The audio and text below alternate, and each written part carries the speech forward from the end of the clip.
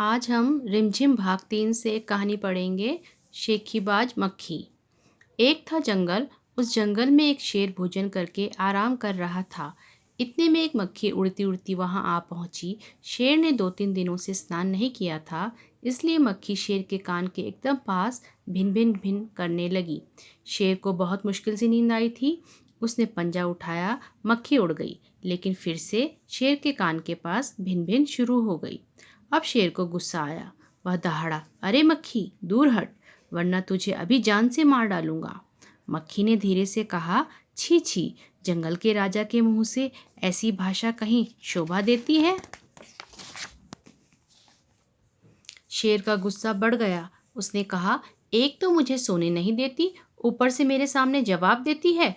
चुप हो जा, वरना अभी। मक्खी बोली, वरना क्या कर लोगे? मैं क्या तुमसे डर जाऊंगी? मैं तो तुमसे भी लड़ सकती हूँ। हिम्मत हो तो आओ। शेर आग बबूला हो उठा। उसने कान के पास पंजा मारा। मक्खी तो उड़ गई, पर कान जरा छिल गया। मक्खी उड़कर शेर की नाक पर बैठी तो उसने मक्खी को फिर पंजा मारा।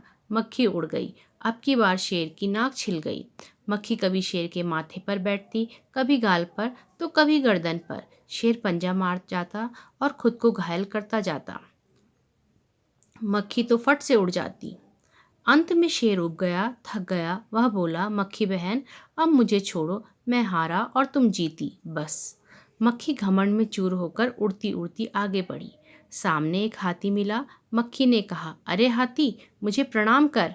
मैंने जंगल के राजा शेर को हराया है, इसलिए जंगल में अब मेरा राज चलेगा।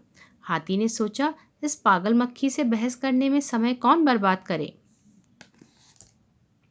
हाथी ने सूंड ऊपर उठाकर मक्खी को प्रणाम किया और आगे बढ़ गया। सामने से आ रही लोमड़ी ने यह सब देखा। लोमड़ी मंद मंद मुस्कुराने लगी। इतने में मक्खी ने लोमड़ी से कहा, अरे ओ लोमड़ी, चल मुझे प्रणाम कर। मैंने जंगल के राजा शेर और विशालकाय हाथी को भी हरा दिया है। लोमड़ी ने उसे प्रणाम किया, फिर धीरे से बोली, धन्य हो मक्खी रानी, धन्य हो। धन्य है आपका जीवन और धन्य है आपके माता पिता।